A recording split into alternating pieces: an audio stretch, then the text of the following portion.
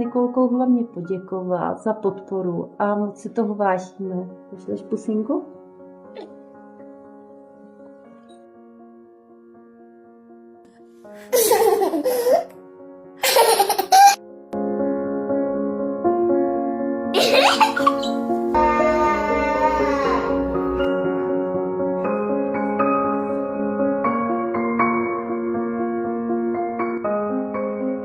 Ještě jednou, si takovou.